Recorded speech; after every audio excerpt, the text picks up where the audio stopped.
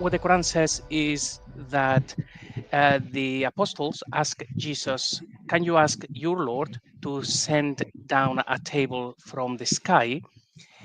We want to eat from it and our hearts be reassured." We're going to see the verses in a minute. But that's actually just very silly. Not only we, as far as I know, at least, there is no heresy out there where people thought that God would send a table from the heavens, but also, it's against health and safety. So it's not recommended. It's just a very silly story. So when Kash and I started to investigate into the Quran, apart from the research that we had already done independently, we zeroed in on this one for a bit, and we couldn't actually figure it out. We knew that there was a problem. This was not talking about a table, but to figure out what it was talking about, well, that required going through lots of other stuff that we have shown already on the 8 previous episodes, and more things that we'll show in the future. But we considered many things. Could it be about the miracle of the feeding of the 5,000? Because, there is a table, there is eating in there, there are some keywords, but that doesn't seem to fit. Maybe these heretics thought that the table during the Last Supper was actually sent down from the heavens or something weird like that. But as much as we consider different options, it just didn't seem to fit. And of course, after much research, we now understand why. It's because we were missing more pieces of the jigsaw. Some of those we have already shown, and the one that we will show next time on the final episode on this series is going to be as well a big one. And it's actually very much related to this. Basically, in order to figure out this, we had to figure out the other. And yeah, so today we're going to talk about a table descending from the heavens. Very exciting. Look, poor apostles there running for their lives.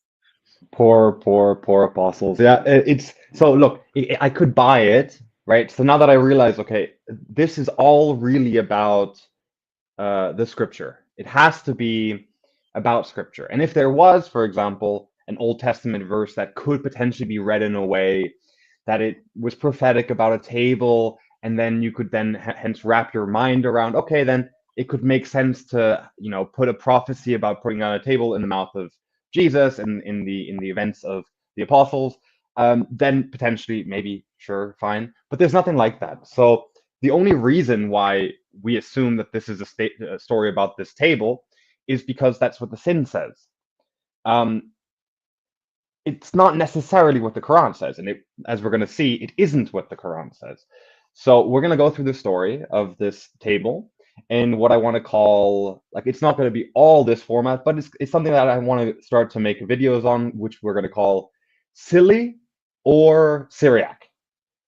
And the point here is we take these very obscure, some of these verses will be things that are just very, no one really understands what they mean. That they say these 25% of Allahu Alam, meaning God only knows, or God knows, verses. And we can employ this method of looking at them and saying, okay, so it seems pretty silly on face value, health and safety and all. So is there potentially an actual other rendering with a Syro-Aramaic lens that makes it actually make sense theologically, right? It makes it make sense as something that someone would have used parchment to write on to put this story to paper. And we're going to see that the table, as I mean, we're kind of mocking it here, right? Yeah, it should be mocked. It's silly. It's silly, right? So is it silly or is it Syriac? Let's see.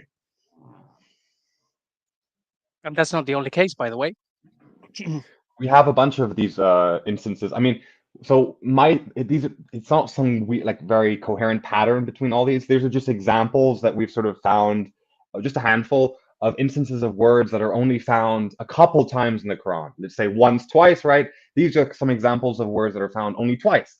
And the reason why this matters is that when you're dealing with a textual tradition like we are, which has been for 1,400 years misread more and more so from our perspective, then words that only occur twice are actually the very easy words to read a different meaning into. Because the more a word is used and in more contexts, it restricts the possibility for interpreting it to any particular niche way, for any particular verse, for any particular reading you want to read into it. So these ones are like prime suspects. These are like examples of this are like Al Maida, which we're going to go into here. We spoke also briefly about Luqman, Another one that's so obscure no one knows who this individual is. There's traditions that paint him as an Ethiopian or blah blah blah, but that's all extra Quranic. So Luqman is another interesting case. We've got theses about it being something related to the root of kam, to potentially mean to raise up or resurrect or blah blah. We looked in context. It seems like Luqman, who at least he's speaking to the son of Luqman, appears to inherit the heavens and the earth. So that's something worth noting. So that's very interesting. And we see the voice of God call someone their beloved son in that Luqman verse. So that's interesting. And Sharia, JC, you looked at Sharia, right?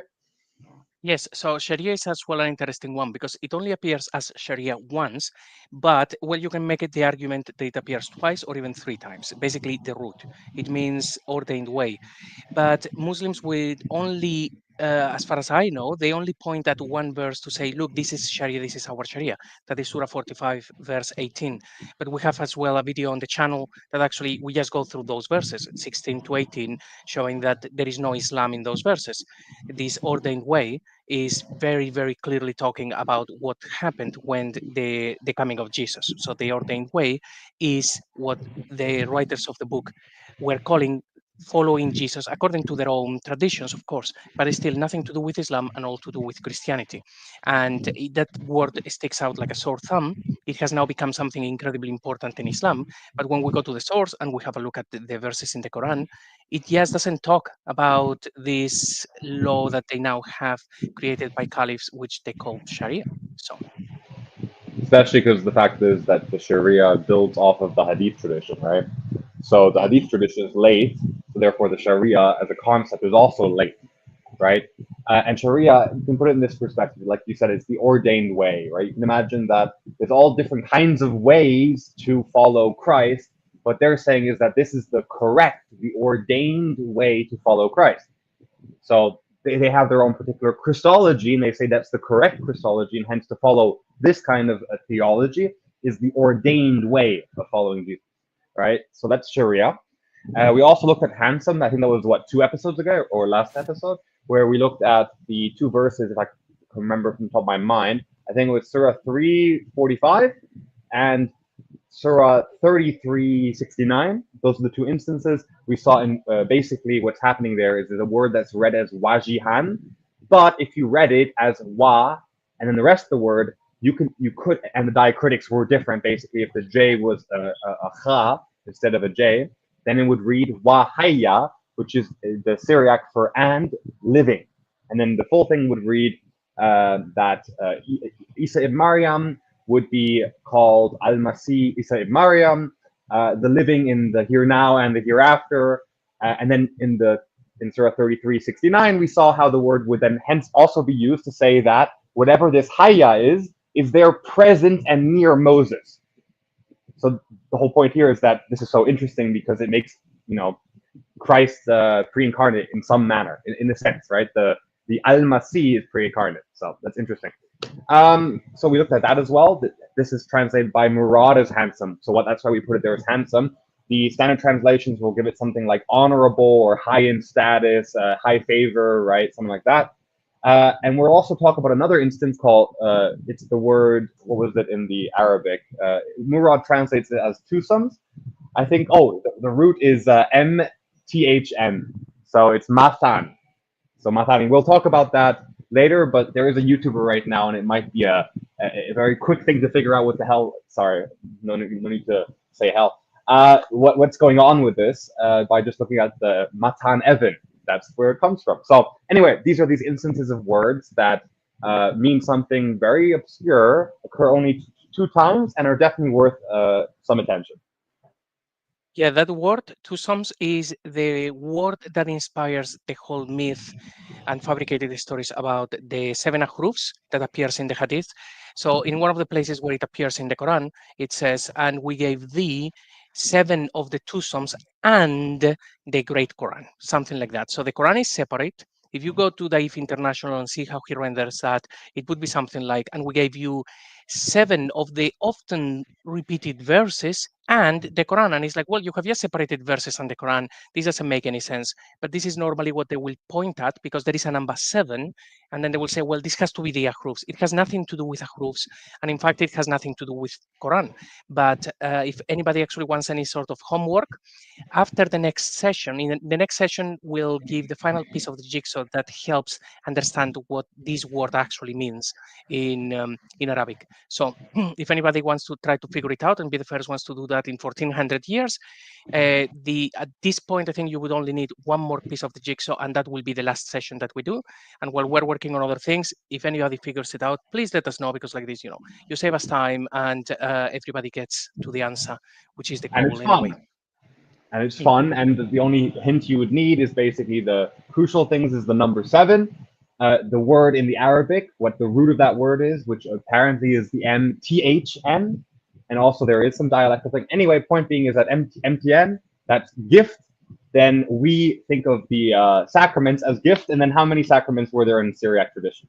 7. Whoa, crazy. So anyway, yeah, it's not about any ahruf or anything. We'll go into details. It's just sort of like those. I already spoiled it, right? I'm You terrible have at just this. spoiled.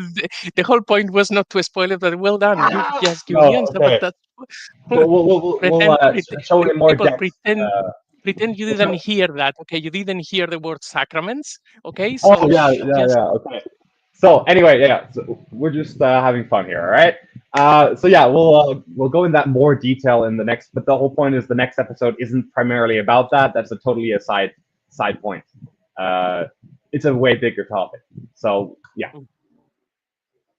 And okay, so then back to the Maida topic. So the table. Now I'm going to try to play this for a second. It might actually not work in the sound. It's as well in the channel, the whole thing with John of Damascus, but it's probably going to be just a few seconds. Let's see if it works. If it doesn't work, it doesn't matter. It's just a few seconds, so just bear with us. Let's see. Yeah, unfortunately, I don't hear it, so I doubt the stream hears it either. Oh, okay, so I'm the only one who hears this. Anyway, so this is actually what John of Damascus was narrating in there. Now, the whole thing with the table, something that is very interesting is that it was established very early on, because John of Damascus actually talks about it. That is the extract from the Fount of Knowledge, the heresy of the Ishmaelites. Him saying they have this book called the Book of the Table, so Al-Maida, and this is what they say, that Jesus asked God to send a table, and he did.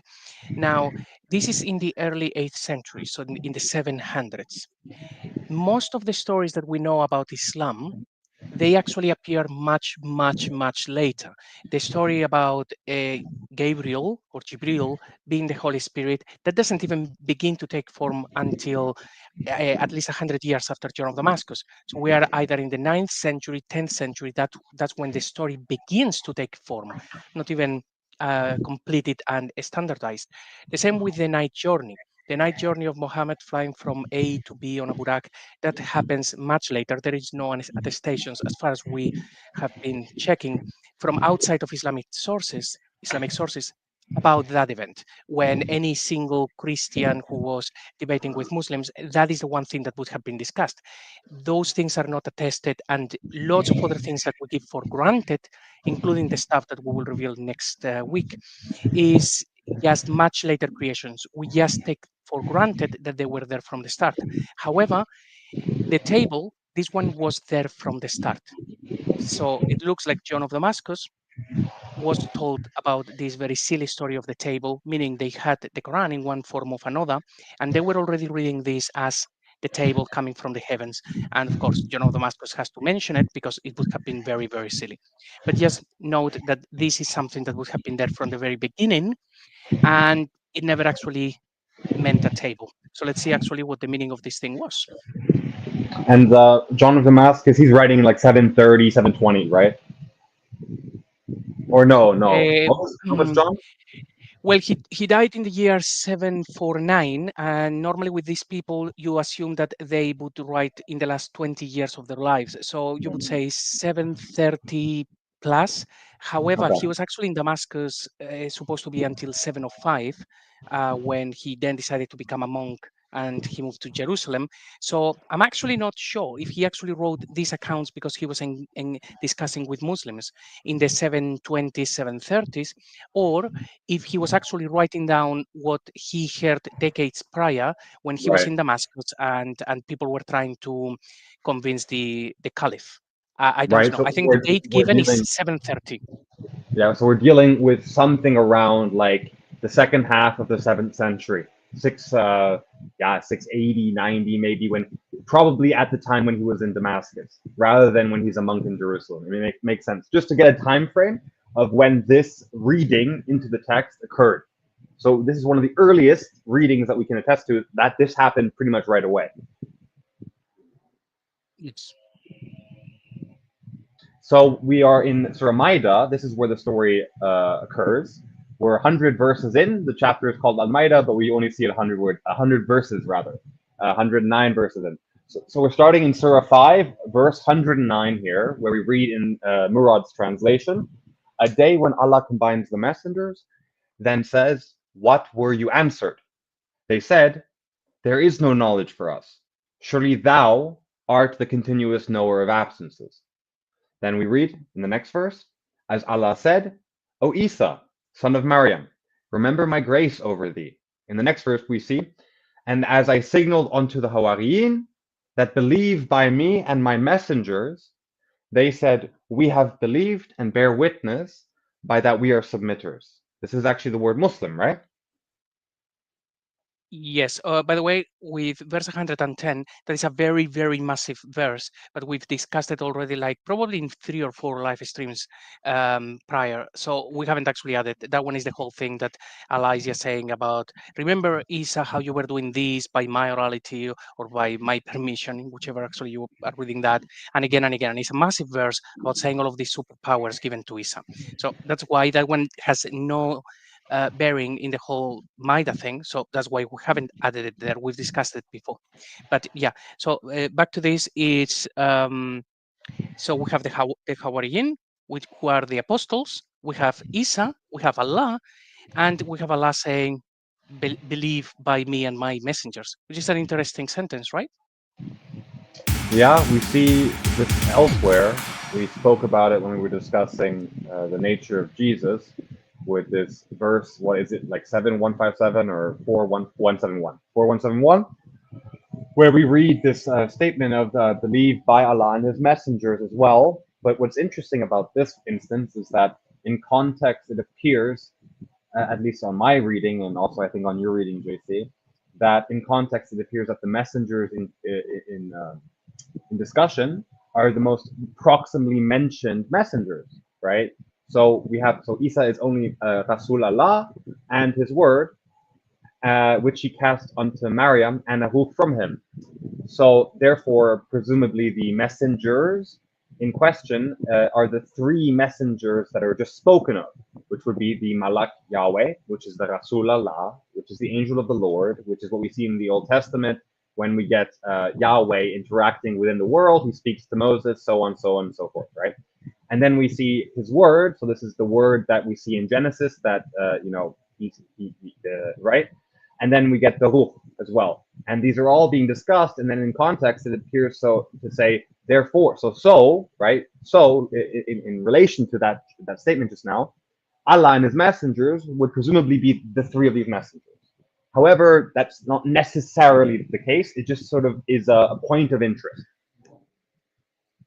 And in this verse, I'm actually just going back to the previous one because it says twice in basically out of 3 verses. In 2 of those verses, it says Allah first. A day when Allah combines the messengers. Now, I haven't checked this in the tafsir because it's very annoying. They just have to shoehorn Muhammad everywhere. So they will probably render this something like, well, on the day of judgment, when he just takes everybody, Muhammad and Jesus and Moses, and he puts them all together, and then he asks them, like, guys, what did they answer, or something like that. I'm sure they will do these sort of things to shoehorn Muhammad everywhere, but it has nothing to do with it. If we see that in the other verse, the messengers would be the Rasulallah, and then the Ruh and the Spirit, Well, maybe this is just simply talking the day he, God, say Allah the Father, is actually in front of the Word and the Spirit, like he takes them back or something like that. Verse 111, this is about God, or rather Allah, signaling to the apostles. Okay, so we are actually 2000 years ago, and Allah is signaling to the apostles, believe by me and my messengers. So we see this recurring theme that uh, it is most likely going to be all about the spirit and the word, as opposed to, no, this means all of my messengers believe by Moses, believe by Muhammad. It's like, no, in here it says Allah and his messengers. We've seen in another place that it actually means the spirit and the word. And when you see then these verses talking to the apostles, it would be talking, believe by me and by my messengers, meaning believe by the word of God who is telling you stuff, and believe by the spirit of God who is going to inspire you and guide you in the right way. So no Muhammad anywhere, just to make That, sure. that for sure. However, I do want to put a span in the woodworks here.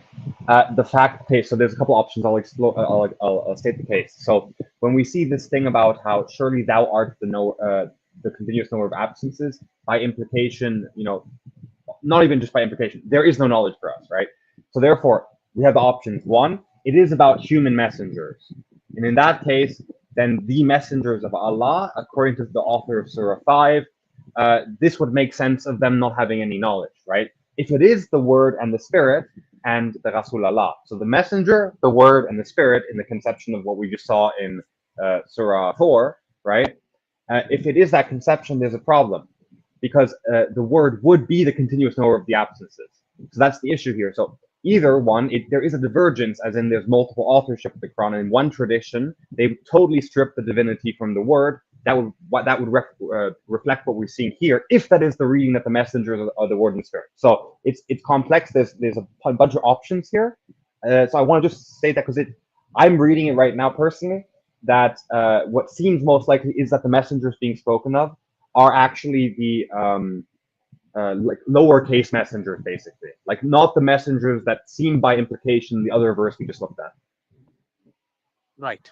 So, but at this point, then we are there with Allah and Isa and the apostles. So let's see, when now that we know the time frame when this is actually supposed to be spoken, let's go and have a look at table.